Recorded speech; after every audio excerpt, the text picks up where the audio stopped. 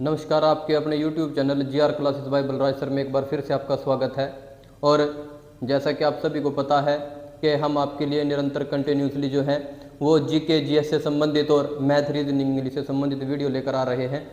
आज मैं आपको एक नया टॉपिक जो है वो लेकर आया हूँ आपके सामने। जैसा कि आप सभी को पता है कि कल दिनांक 14 अप्रैल को जो है भारत रत्न डॉक्टर BR अम्बेडकर की जो है वो जयंती है।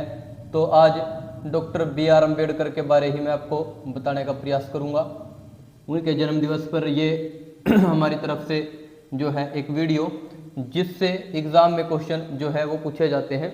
आज डॉक्टर अम्बेडकर जी का जीवन परिचय, उनके द्वारा लिखी गई पुस्तकें, उनका राजनीतिक करियर, उनका जो सामाजिक जीवन में संघर्ष रहा है, आज उसको मैं इस वीडियो के माध्यम से आपको बताने का प्रयास करूंगा। और अगर आप हमारे चैनल पर नए हो तो GR classes bye Balraj sir जो हमारा चैनल है इसको सब्सक्राइब करें, ज़्यादा से ज़्यादा वीडियो को शेयर करें। अगर आपको वीडियो अच्छी लगती है वीडियो को अंत तक देखें। और इस वीडियो में जो अम्बेडकर का संघर्ष है, जो उनका जीवन परिचय है, उसको मैं आपको बताने का प्रयास करूँगा। तो अगर अम्बेडकर के जीवन की बात करें तो बाबा साहब डॉक्टर BR अम्बेडकर का जन्म जो है वो 14 अप्रैल को हुआ सन 1891 में। 14 अप्रैल को सन 1891 जन्म हुआ इनका। महू एक जगह है इंदौर में जो पड़ता है मध्य प्रदेश MP में। तो ये इनका जन्म स्थान है। ठीक है जी। अगर ये जो है इनके पिताजी का नाम, पिताजी थे रामजी सकपाल, माता थी भीमाबाई, माता थी भीमाबाई। 1906 में इनकी शादी हुई, 1906 में शादी हुई। पत्नी थी इनकी रमाबाई। ये जब इनकी शादी हुई रमाबाई मात्र 9 वर्ष की उम्र में थी। उसके बाद अगर हम इनकी प्रारंभिक शिक्षा की बात करें, प्रारंभिक शिक्षा जो इन्होंने स्कूल में एडमिशन लिया, प्रारंभिक शिक्षा ये 7 नवंबर 1900 की बात है। महाराष्ट्र जो है इनका जो जन्म दिवस है महाराष्ट्र सरकार उसे विद्यार्थी दिवस के रूप में मनाती है। 7 नवंबर 1900 को इनका एडमिशन हुआ और महाराष्ट्र सरकार उसे विद्यार्थी दिवस के रूप में मनाती है 7 नवंबर को। 7 नवंबर को क्या मनाया जाता है? विद्यार्थी दिवस। ये हम बात कर रहे हैं डॉक्टर अम्बेडकर के जब स्कूल में इनका एडमिशन हुआ। फिर अगर इसके बाद इनकी पढ़ाई की बात की जाए तो आप बड़े आश्चर्यचकित रह जाओगे। BA, MA, MSc, DSc, DLit, bar at law, PhD, ये जो है इनकी डिग्रियां जो हैं, ये थी इनकी डिग्रियां जो इन्होंने की। और LLD को भी हम इसमें जोड़ सकते हैं। PhD, bar at law, DLit, Columbia university, Osmania. ठीक है जी। ये जो है इनकी पढ़ाई के बारे अगर हम बात करें, ये इनकी पढ़ाई थी। ठीक है। उसके बाद अगर मैं बात करूं, जब इन्होंने ये पढ़ाई की तो ये पढ़ाई इनकी ऐसे ही नहीं हो गई, बड़े संघर्षों के साथ इनकी पढ़ाई हुई। आप इनके बारे पढ़ते हो, जब आप अखबारों में इनके बारे जब लेख लिखे जाते हैं या पुस्तकों में पढ़ते हो कि इनको स्कूल में जो है कमरे के अंदर बैठने नहीं दिया जाता था। पानी वाले जो होते थे पिलाने वाले, वो अपने आप इनको पानी पिलाते थे, मतलब गड़ा छूने का अधिकार नहीं था, ब्लैक बोर्ड के पास जाने का अधिकार नहीं था। उस समय बड़े कुरीतियों से जो है समाज उलझा हुआ था और उन्हीं कुरीतियों के बीच इतनी सारी डिग्रियां करना कोई आसान कार्य नहीं रहा होगा इनके लिए उस समय। और वो भी फिर देखो, जो इन्होंने ये PhD वगैरह की इकोनॉमिक्स से की, लंदन ऑफ स्कूल से, और वहाँ से इन्होंने ये डिग्रियां ये जो है प्राप्त की। Bar at law, PhD, LLD, DLit, DSc, ये सारी इनकी जो है वो एजुकेशन थी। ठीक है जी। फिर अगर हम इनके जीवन के संघर्षों की बात करें तो जो इनके सत्याग्रह रहे जीवन में, दो प्रकार के इन्होंने, दो तरह के सत्याग्रह इनके जीवन में बड़े इंपॉर्टेंट है। वैसे तो सारा जीवन सत्याग्रह में ही गुजर गया। एक 1927 में चवदार तालाब सत्याग्रह है। दूसरा जो है 1930 में कालाराम मंदिर प्रवेश।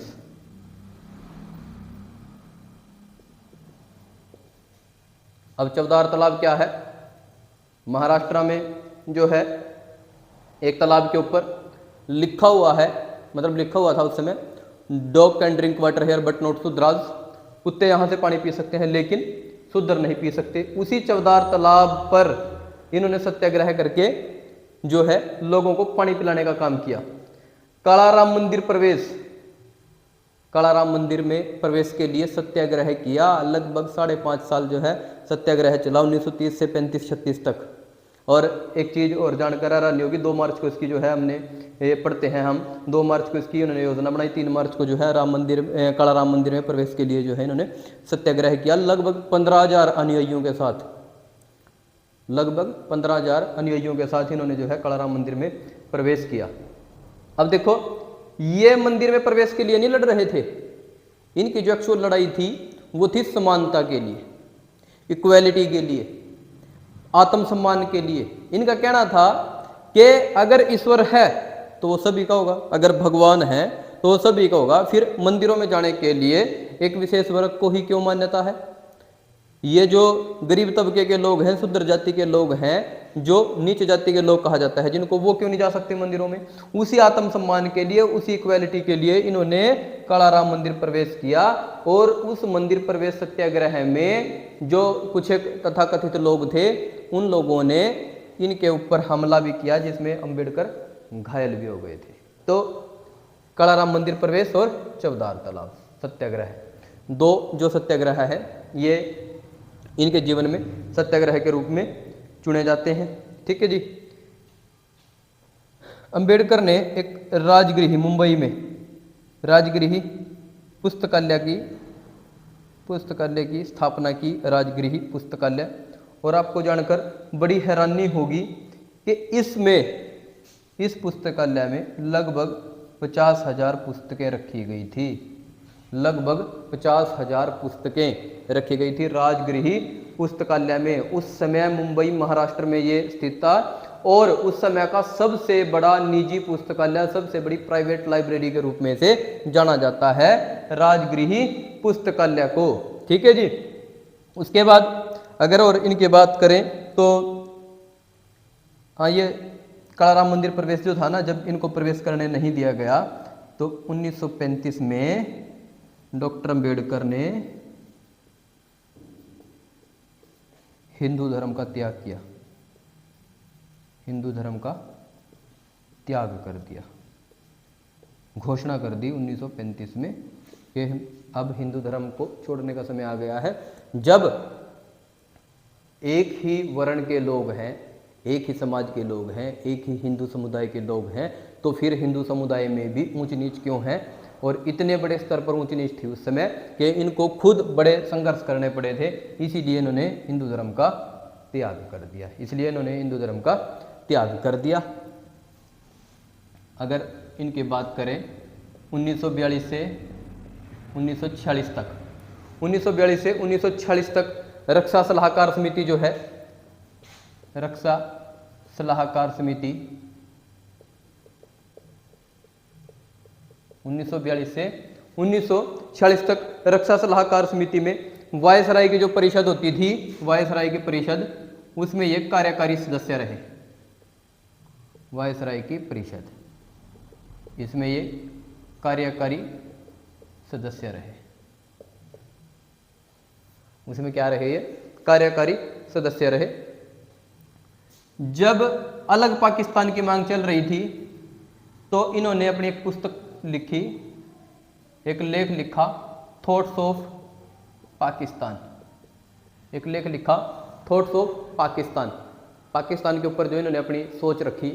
इनका भी ऐसा मानना था कि अलग पाकिस्तान जो है बनने से मामला खराब हो जाएगा, लेकिन बाद में इन्होंने केवल इसलिए जो है उसको अलग बनाने की मांग को जो है मतलब समर्थन किया, ये कह सकते हैं हम, ताकि यहाँ पर हिंदू मुस्लिमों के दंगे ज़्यादा न हो जाए, क्योंकि मुस्लिम जो है वो अलग पाकिस्तान अली जिन्ना के समर्थन में जो है, अली जिन्ना के नेतृत्व में जो है वो कर रहे थे। और फिर बाद में आपको पता भी है 14 अगस्त 15 अगस्त जब भारत आज़ाद हुआ, 14 अगस्त हुआ अलग पाकिस्तान, 15 अगस्त भारत आज़ाद, तो ये ऐसे पाकिस्तान बना। इनका मानना था कि ये जो है पाकिस्तान नहीं बनना चाहिए अलग से, ठीक है। तो बाद में इन्होंने फिर इस चीज़ का समर्थन जो है वो कर दिया था। और अगर इनकी और पुस्तकों की मैं बात करूं, थोड़ा सा इसे रफ कर देता हूं भाई।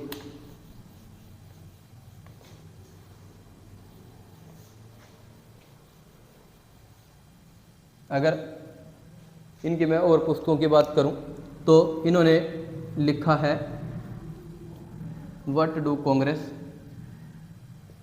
एंड गांधी फॉर सुधराज। गांधी और कांग्रेस ने अछूतों के लिए क्या किया, ठीक है। एक इनकी पुस्तक थी इनहिलेशन ऑफ कास्ट, जाति का संपूर्ण नाश, जाति का विनाश, ये इन्होंने एक पुस्तक लिखी। इसके माध्यम से इन्होंने जो है भारत में जो छुआछूत थी उस समय उसको दिखाने का काम किया इनहिलेशन ऑफ कास्ट में जो है। और एक इन्होंने पुस्तक लिखी थी what Congress and Gandhi do for सुधराज, शूद्रों के लिए गांधी और कांग्रेस ने क्या किया है। फिर अगर हम इनकी संविधान सभा में जाने की बात करें तो ये संविधान सभा में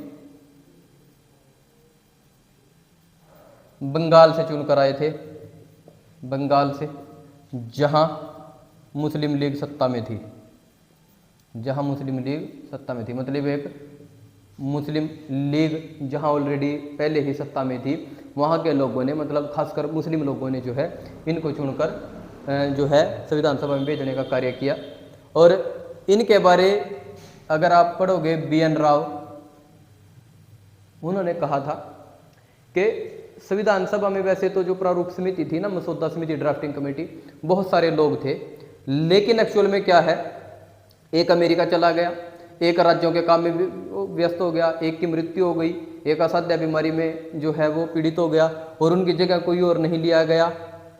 तो BN राव ने क्या कहा था कि हमें हमेशा अंबेडकर का आभारी रहना चाहिए, जिन्होंने अकेले बहुत विषम परिस्थितियों में जो है संविधान का निर्माण किया। इसीलिए जब आप पढ़ते हो कि डॉक्टर BR अम्बेडकर को क्या कहा जाता है, संविधान का पितामह या संविधान का जनक, फादर ऑफ कॉन्स्टिट्यूशंस, ये जो है इनको कहा जाता है कि इन्होंने संविधान का निर्माण किया।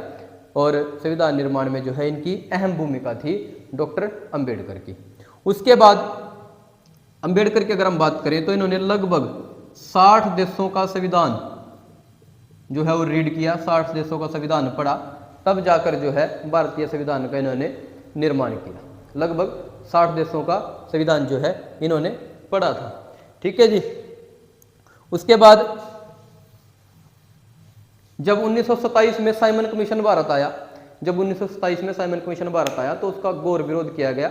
एक्चुअल में अम्बेडकर भी चाहते थे साइमन कमीशन जो अंग्रेज अधिकारी हैं वो भारत में आकर, खासकर जो भारतीय दलित पिछड़े लोग हैं, शूद्र लोग हैं, OBC लोग हैं, SC ST माइनॉरिटीज़ के लोग हैं, उनकी दशा देखेंगे, उनकी दशा में है कितना सुधार है या कितनी गिरावट है, आकर के देखें। और उससे पहले ही उसका क्या हो चुका था, विरोध हो चुका था। और उसके बाद जो है 3 गोलमेज सम्मेलन हुए, 30, 31, 32, तीनों में भारतीय दलितों का जो है, भारतीय जो SC ST OBC लोग थे उनका नेतृत्व जो है वो डॉक्टर अम्बेडकर ने किया। एकमात्र गोलमेज सम्मेलन था 1931 जिसमें भाग लिया था गांधी ने। अब जो है अम्बेडकर जो है SC ST लोगों के लिए ड्यूल वोटिंग, जिसे हम कम्युनल अवार्ड के नाम से जानते हैं, ड्यूल वोटिंग का जो है एक अधिकार लेकर आए कि जो अनुसूचित जाति के लोग हैं वो 2 वोट करेंगे। एक वोट तो करेंगे वो अपने समुदाय के लोग को, जो उनके समुदाय का प्रतिनिधि होगा, जो उनके समुदाय का नेतृत्व करेगा, एक वोट उसको करेंगे, एक वोट करेंगे सामान्य वर्ग को। तो अब जो SC कैंडिडेट था उसमें जो है जनरल कैटेगरी की वोट का महत्व खत्म। अब इसी बात के लिए गांधी बैठ गए अनशन पर, इसी बात के लिए जो है महात्मा गांधी अनशन पर बैठ गए। और उस समय गांधी जो है यरवदा जेल में थे। आप पढ़ते हो जो है सविनय अवज्ञा आंदोलन चल रहा था, नमक कानून तोड़ो, ये आंदोलन चला रखे थे गांधी ने उस समय। तो यरवदा जेल में थे। यरवदा जेल में गांधी बैठ गए अनशन पर और आमरण अनशन पर। अंबेडकर कहता है कि गांधी जैसे बहुत लोग हैं, गांधी कोई अमर थोड़ी है, मरेगा मर जाएगा। लेकिन यरवदा जेल में जब गांधी अनशन पर बैठ गए तो कस्तूरबा गांधी वो आई अंबेडकर के पास, पति को जो है जीवन दान दो। बहुत सारे लोग और भी आए और देखते ही देखते जो गांधी के समर्थक लोग थे उस समय, उन लोगों ने एक बहुत बड़ा हजूम बना लिया और अंबेडकर के घोर विरोधी हो गए। और घोर विरोधी होने में अंबेडकर को मतलब एक बार भी टस से मस नहीं हुए, कोई बात नहीं, जो होगा देखा जाएगा, ड्यूल वोटिंग मिल चुकी है अब। लेकिन उसके बाद क्या हुआ, कुछ एक लोगों ने जो है SC ST लोगों की जो है बस्तियां वगैरह जलानी शुरू कर दी। और इससे दुखी होकर एक समझौता हुआ जिसे जानते हैं हम पूना पैक्ट के नाम से, 24 सितंबर 1932। ये पेपर में बड़ा क्वेश्चन आता है भाई, 24 सितंबर 1932 पूना पैक्ट किस किस के बीच? अंबेडकर और गांधी के बीच। किस किस के बीच? अंबेडकर और गांधी के बीच। इसमें जो है जो 78 सीटें लगभग ड्यूल वोटिंग के आधार पर जो है अनुसूचित जाति के लिए आरक्षित थी, उनको बढ़ाकर 148 कर दिया गया। ठीक है, कुछ चीज़ें जो है वो बढ़ा दी गई। लेकिन अंबेडकर का कहना था कि लोगों को रिप्रेजेंटेशन दिया जाए, ना कि रिजर्वेशन दिया जाए, आरक्षण न दिया जाए, उनको प्रतिनिधित्व दिया जाए। और यहाँ गांधी एक बात और लिख देते हैं, चलो जी मंदिरों में प्रवेश भी कर देते हैं इनका, कोई बात नहीं, मंदिरों में प्रवेश कर लेते हैं। उस बात को भी काटकर अंबेडकर क्या कहते हैं, मंदिरों में प्रवेश नहीं, इनको जो है विद्यालय में प्रवेश चाहिए, ताकि ये जो गरीब पिछड़े वर्ग के लोग हैं इनका भला जो है वो हो सके शिक्षा के माध्यम से। और वो क्या कहते हैं कि केंद्रीय बजट का एक हिस्सा जो है वो गरीब लोगों की शिक्षा पर लगाया जाए, गरीब लोगों की शिक्षा पर लगाया जाए। ये था 24 सितंबर 1932 का पूना पैक्ट। ये क्या था जी? 24 सितंबर 1932 का पूना पैक्ट। ठीक है जी। कुछ इनकी प्रमुख पत्रिकाएं हैं, प्रमुख पत्रिकाएं मैं यहाँ लिख देता हूँ इनकी।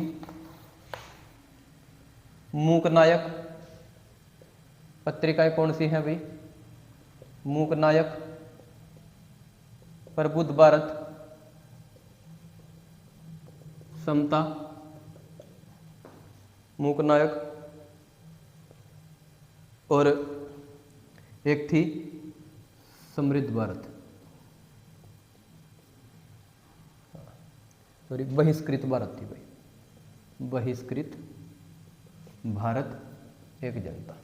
ये इनकी पत्रिकाएं थी। मूक नायक SSC CGL और HCS के एग्जाम में पूछी जा चुकी है। मूक नायक किसकी पत्रिका है? ठीक है, ये जो है डॉक्टर अंबेडकर की जो है पत्रिका थी। दो पार्टियां जैसे हम पढ़ते हैं, इंडिपेंडेंट लेबर पार्टी और एक जो है रिपब्लिकन पार्टी, इनकी जो है इन्होंने स्थापना की। इंडिपेंडेंट लेबर पार्टी की अगर हम बात करें, जब 1936 में इसकी स्थापना की गई तो 1937 के जो आम चुनाव हुए उसमें 13 सीटें जीत कर आई ये पार्टी, जो इंडिपेंडेंट लेबर पार्टी थी। ठीक है जी। एक आता है सबसे इंपॉर्टेंट क्वेश्चन, भारतीय रिजर्व बैंक। भारतीय रिजर्व बैंक की देखो, कुछ लोग कहते हैं भारतीय रिजर्व बैंक की स्थापना अंबेडकर ने कर दी, नहीं, ये गलत है। भारतीय रिजर्व बैंक की स्थापना अंबेडकर ने तो नहीं की, लेकिन जिस आधार पर इसकी स्थापना हुई उस पुस्तक का नाम है the problem of the rupee. The problem of the rupee, its origin and it's solutions, its origin and it's solution, रुपए की समस्या। इस आधार पर जो है रिजर्व बैंक की स्थापना हुई, इसलिए कहा जाता है रिजर्व बैंक की स्थापना में डॉक्टर अंबेडकर का योगदान क्या था। ठीक है जी। और भी बहुत सारी इनकी पुस्तकें, जैसे administration and finance of the east India company, ये भी इनकी एक पुस्तक थी, जिस आधार पर जो है हमने रिजर्व बैंक की जो है स्थापना में इसका भी अहम रोल है। इवोल्यूशन एंड प्रोविंशियल फाइनेंस इन जो है ब्रिटिश इंडिया, इसकी भी इन्होंने मतलब लेख लिखा। ठीक है। और 1948 तारीख थी 15 अप्रैल दूसरी शादी की सविता से। दूसरी शादी किससे की भाई? सविता से। ब्राह्मण समाज की एक महिला थी सविता, डॉक्टर थी। जब अंबेडकर बीमारी से पीड़ित थे तो इलाज के लिए डॉक्टर के जो सविता डॉक्टर थी इनके पास गए और बाद में इनसे शादी कर ली और इन्होंने फिर इनकी जो है वो बाद में सेवा वगैरह भी की और ये जब मधुमेह के रोग से पीड़ित थे। ठीक है, उसके बाद एक और लास्ट क्वेश्चन में लिखवा देता हूँ।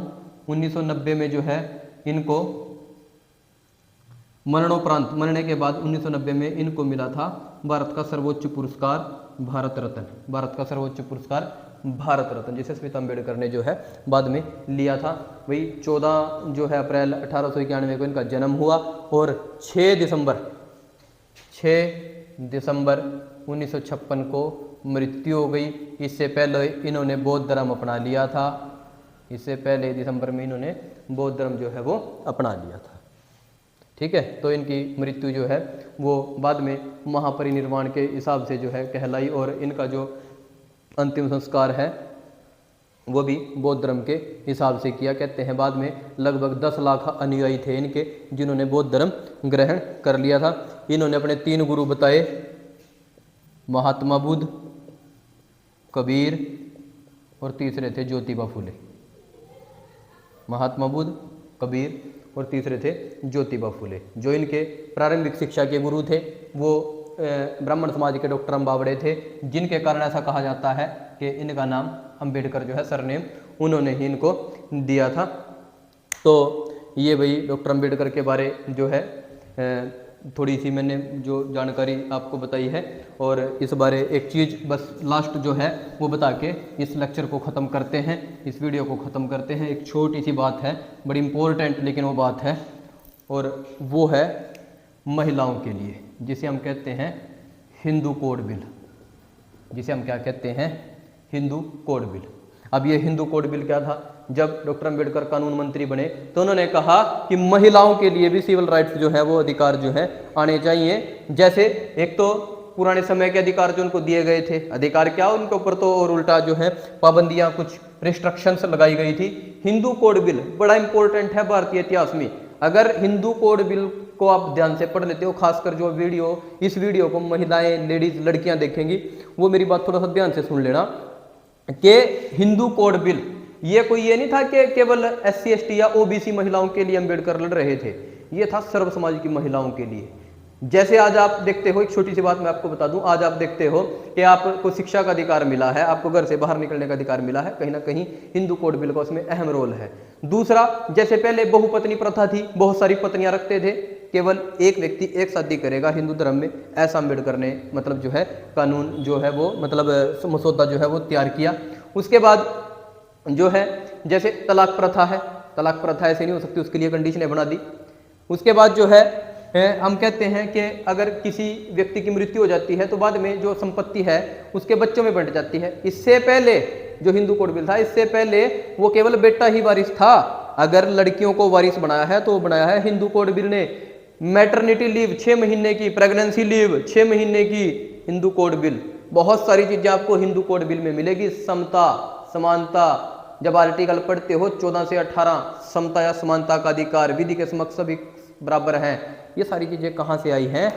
ये वहीं से तो आई हैं सारी चीजें कि हिंदू कोड बिल के अनुसार भारतीय महिलाओं को भी उतने अधिकार होने चाहिए जितने अधिकार पुरुषों को है, ऐसा मानना था डॉक्टर अंबेडकर का।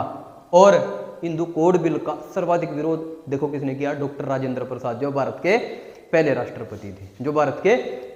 राष्ट्रपति थे। आप गूगल सर्च करो, किताब से पढ़ो, इतिहास से पढ़ो Hindu code bill. Hindu code bill में देखना महिलाओं के अधिकारों के लिए एक व्यक्ति ऐसा जन्मा था डॉक्टर अंबेडकर के रूप में, जिसने अपने मंत्री पद से इस्तीफा दे दिया था, कानून मंत्रालय से इस्तीफा दे दिया डॉक्टर अंबेडकर ने, केवल और केवल महिलाओं के अधिकारों के लिए। जहां डॉक्टर राजेंद्र प्रसाद घोर विरोधी बन रहे थे कि हिंदू कोड बिल जो है वो पास नहीं होना चाहिए। तो भाई ये डॉक्टर अंबेडकर के बारे जो है छोटी सी एक उनकी जीवन यात्रा थी, उसके बारे में मैंने आपको बताने का प्रयास किया।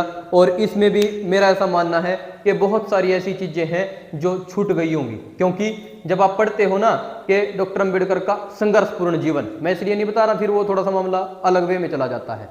संघर्षपूर्ण जीवन, जैसे उन्होंने बचपन से ही जो है अपने स्कूल में, मतलब ये कह सकते हैं हम कि शुरू से ही यातनाएं ताड़नाएं मतलब सहनी पड़ी उनको। और उसके बाद जो है जब वो जैसे जैसे उन्होंने पढ़ाई पूरी की, डिग्रियां प्राप्त की, बैरिस्टर एट लॉ के बाद जज बने, मतलब कि वकालत की, तो ये सारी चीज़ें उन्होंने वहाँ पर भी सहन की, लेकिन वो डगमगाए नहीं, वो डगमगाए नहीं। अगर वो चाहते तो बहुत सारी नौकरी प्राप्त कर सकते थे, बहुत सारा पैसा प्राप्त कर सकते थे। इनके जो है आप पढ़ते हो 4 बच्चे, यशवंत के रूप में, गंगाधर के रूप में, रमेश के रूप में, राजरत्न के रूप में, बेटी थी इंदु, बहुत सारी चीज़ें मैंने इसीलिए नहीं लिखवाई ताकि लेक्चर लंबा ना हो जाए।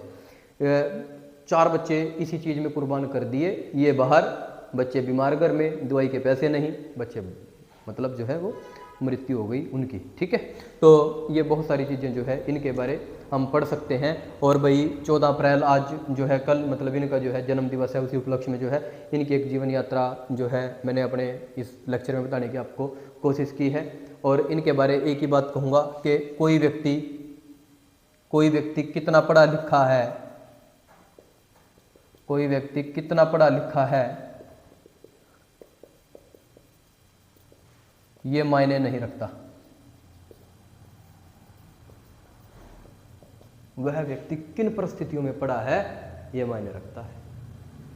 एक व्यक्ति आज आपको अगर क्लास से बाहर निकाल दिया जाए, चलो बाहर बैठ के पढ़ो बरामदे में, चलो जो है आप बाहर खड़े होकर पढ़ो, तो आप अगले दिन एकेडमी नहीं आओगे, आप अगले दिन स्कूल नहीं जाओगे, आप अगले दिन कॉलेज नहीं जाओगे। ये व्यक्ति कोई बात नहीं, बाहर बैठ के पढ़ लेंगे, पढ़ना ही तो है। अगर ये भी घर चला जाता तो शायद इतना न पढ़ पाता। तो इस बारे जो है इनकी जितनी भी मतलब प्रशंसा तारीफ़ की जाए वो कम है।